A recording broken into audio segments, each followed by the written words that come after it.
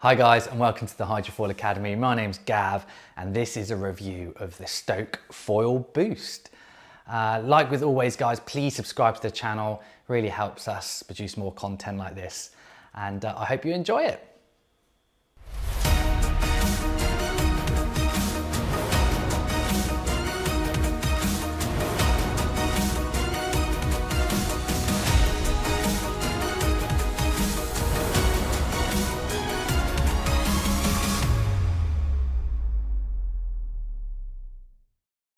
Okay, I'm super excited to introduce to you the Stoke Foil Boost.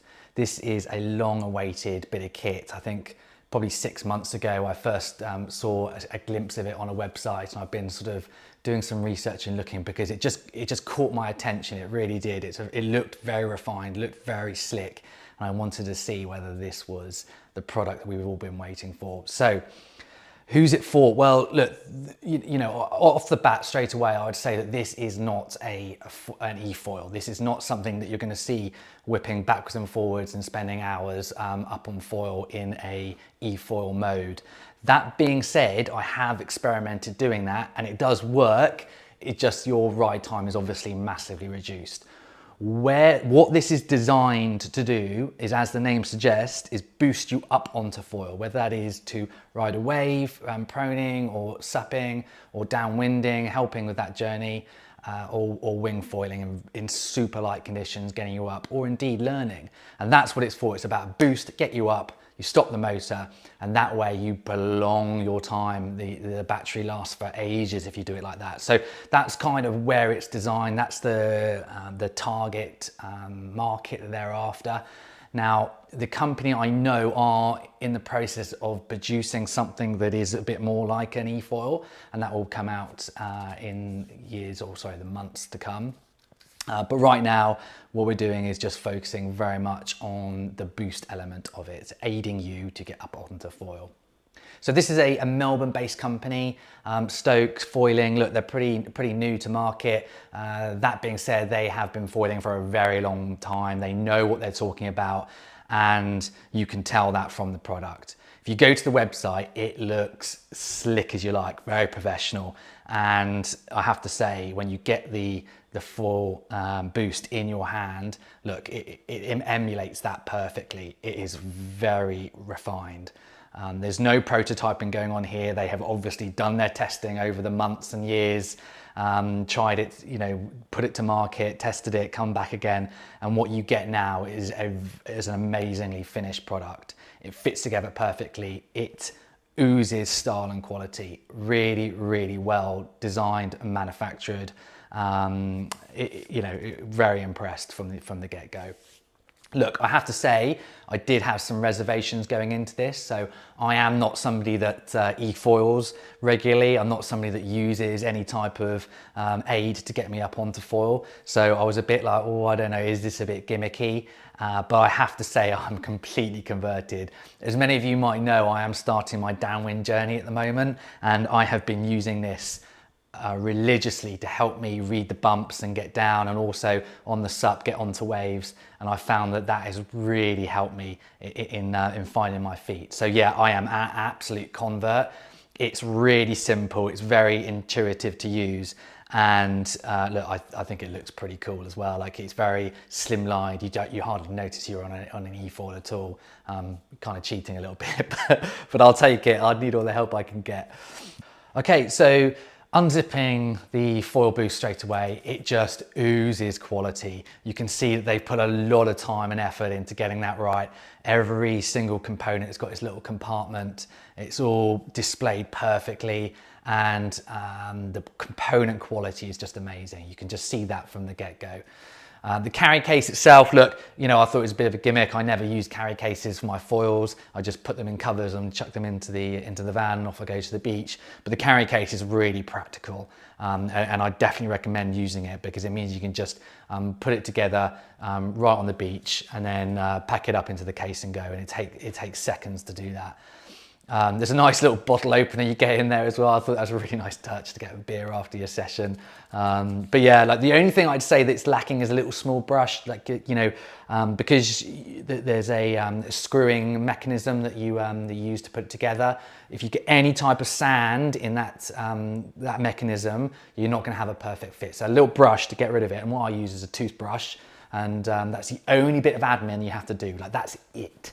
The rest of it is just plug and play, and that's what I love about this product. There is like zero, the faff factor is minimal. It really is. Okay, so let's move on to the controller itself. And as you can see, from the moment you pick it up, it oozes quality like the rest of the product. It's very well made. It feels solid but not heavy. It just feels like a very good product. Ergonomic, really simple. So faster, slower, and that's it. You can see when you turn it on, the display symbology is very simple. You've just got the battery of the controller, the battery of the motor. Obviously, it's not connected at the moment. It's telling me unlock it, and then it just gives me the power, the temperature, and then I can just change the settings as I see fit. I've been going on low and medium pretty much the whole time. The connections, very simple. For a boom or your hard handles, you know, that just slits into the hole made there. And then for the paddle, same token. And then for winging, even with soft handles, I've attached it onto my soft handles and it sits on snugly. And then the lanyard that sits on it as well. Obviously it's not going to float, but with the lanyard, I mean, I've had no problems. It's never come off with the strap that it's got on there. It feels solid. It's really simple and very easy to use, and that's all I want from a controller. I just want it to be there when I need it, and it does that really well. So yeah, thumbs up. So I wanted to do a bit of an experiment in setting it up and see if I could do it without looking at the instructions. It's sort of a dad thing to do, you know, when you buy an IKEA, you know, bit of furniture and you try and put it together without the instructions. But anyway, I wanted to see how intuitive the product was, and I have to say it took me about 5 minutes. And from having never, you know, set anything up like this before to having it on the floor ready to go. I did subsequently check the instructions to make sure I was doing it right. I didn't want to have like a seal that was incorrect or anything like that, obviously, for it to go horribly wrong on the water. But yeah, like you know, I had done it right. You know, it was very easy and user friendly. Very plug and play, and this is what I love about it. I don't want to spend 20 minutes messing around and faffing. I just want to get the gear onto the floor and get out there enjoying and having a good time. And I was very impressed with that. In fact, I've got a time lapse of one of my sessions, so you can see exactly how long it took me. And I really made sure that I didn't rush, and this is what I normally do in setting it up, so you can see that. One point to note is that you'll notice that the cable that goes from the boost all the way up to the transmitter, normally it has little plugs that you can clip in. Now I've run out of those because I've been using it on so many different boards and demoing it to people. So I've had to just tape it on, which looks a bit rubbish, but it works perfectly. You know, obviously you'd be even quicker because you just put it into the clips and it looks really slick. So yeah, let's clip to that right now.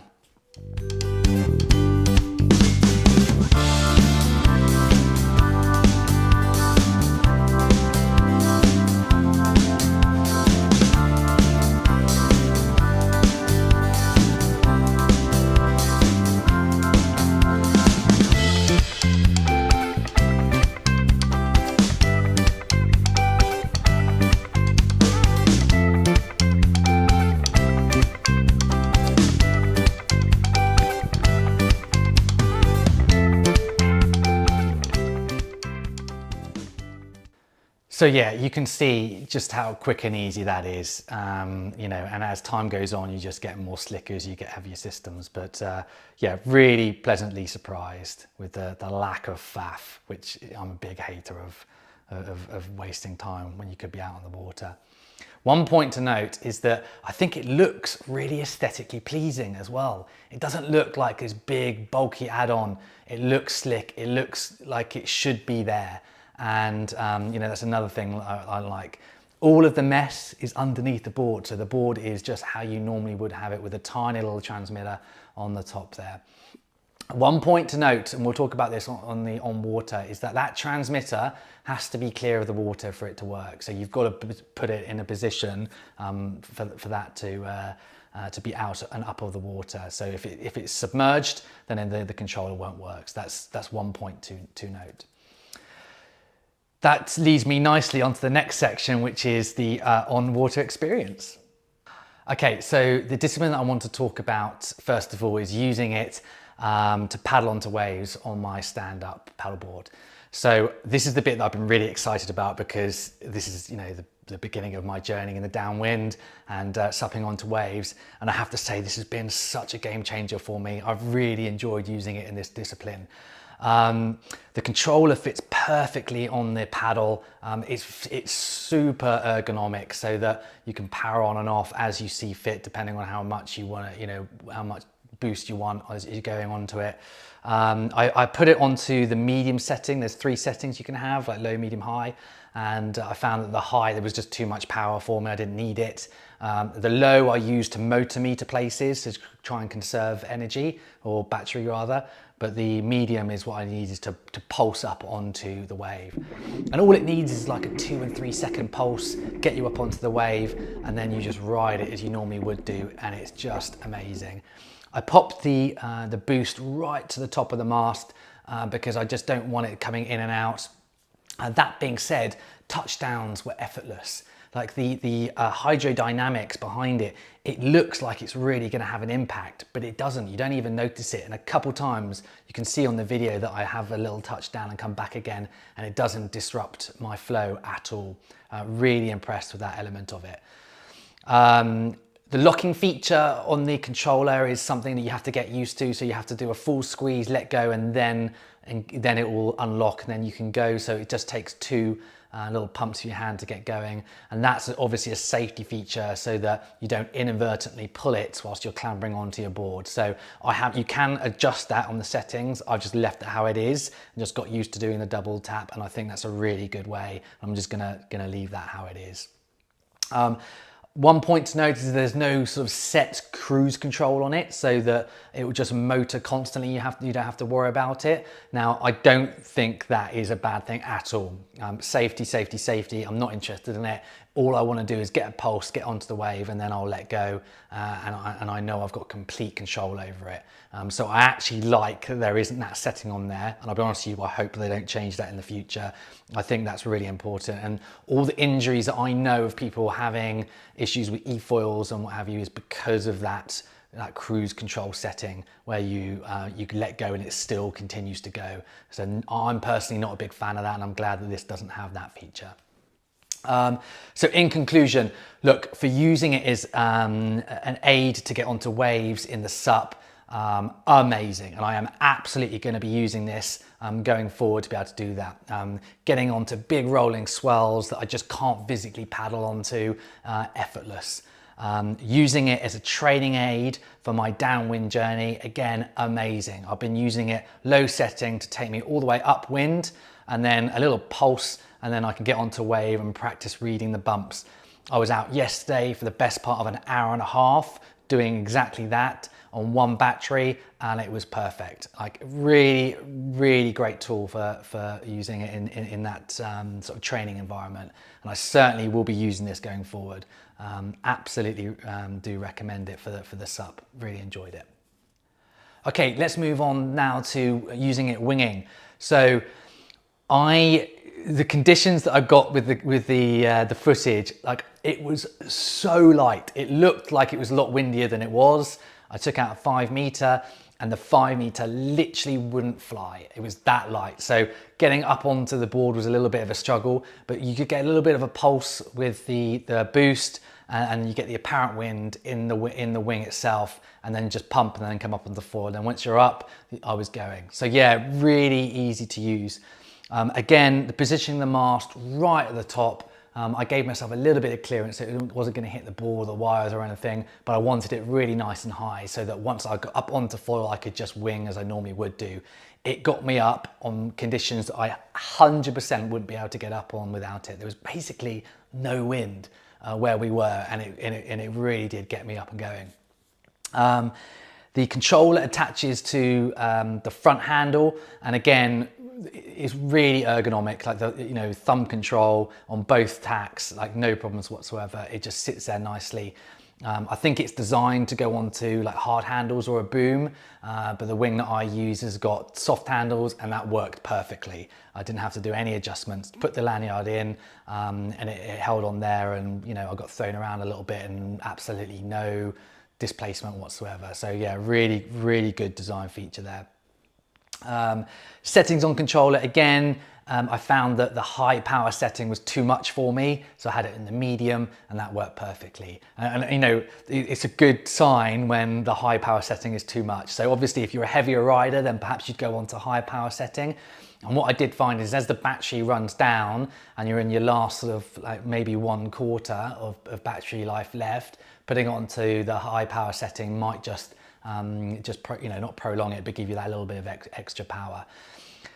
The big question everyone's going to ask is the battery length, like how long? Now, it's a really difficult one to answer because I'm not using it in a continuous mode. So as I said, my sessions have been about an hour and a half to 2 hours using it in pulsing to get me up, and the battery lasts that time. If I was to constantly have it on the whole time as an efoil type scenario, which it's not designed for, I imagine it will last probably around 45 minutes, something like that. But as I said, I haven't been using it. The longest I have been using it is, as I mentioned, for the SUP, is taking me out to upwind. And again, I was out for I don't know the exact time, but it was a good hour and a half of using it in those, on and off, and it worked perfectly. Okay, let's move now on to proning. So proning, look, I've got a tiny board, it's 28 litres, it sinks, and the problem I had is that the transmitter was submerged the entire time, so it wouldn't actually work on my tiny board. What I did do then was up board, so I got a much bigger board, and I used it then to get me onto to waves that I wouldn't paddle onto normally. So it's really important to note that I would not use this in ways that I normally would prone in. So I really enjoy proning in steeper conditions. Now, obviously I'm not going to use it in that sort of conditions because it's going to add extra weight, and I don't need the boost to get on because of the steepness of the wave. Where you're going to use this is if you're learning to prone foil and you're out on the shoulder of a wave and you've got a nice big board. So we're talking something like, I don't know, 35 plus litres. I would suggest that this is where the proning comes into it.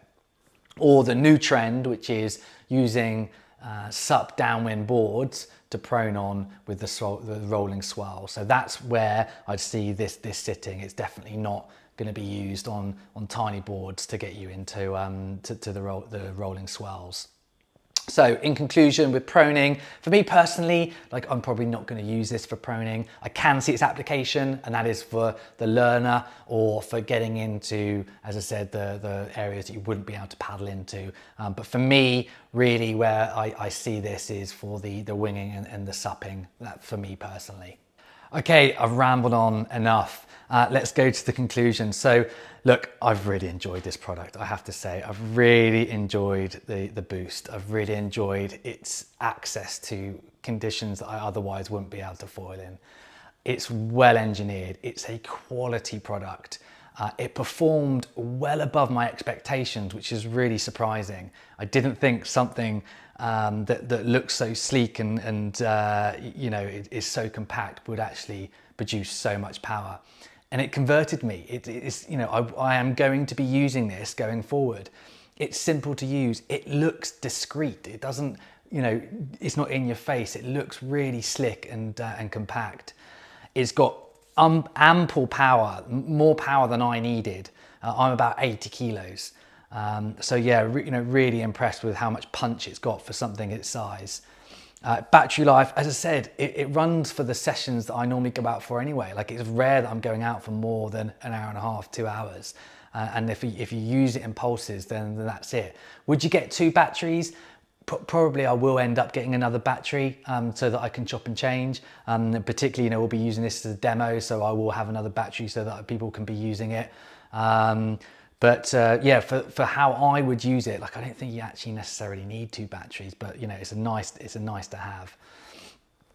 Its weight is very well positioned so that it minimizes the impact of that. So it means that you can just foil as you normally would do. And that's the thing that I love about this. There's 2 things I love about this the most. So one is its simplicity and how easy it is to put together. And 2 is that the lack of impact it has on your normal foiling. And that is the 2 things that really stand out to me about this. I really enjoyed it. We have this now to demo, so please reach out to us if you want to have a go on it and get as much stoke, excuse the pun, as I've had on this, is that hopefully you will get. It really is an enjoyable bit of kit to use, and I hope you got something out of this little video. If you've got any questions, please don't hesitate to reach out and I'll try and get back to you as soon as I can. All right, see you in the water soon. Phew.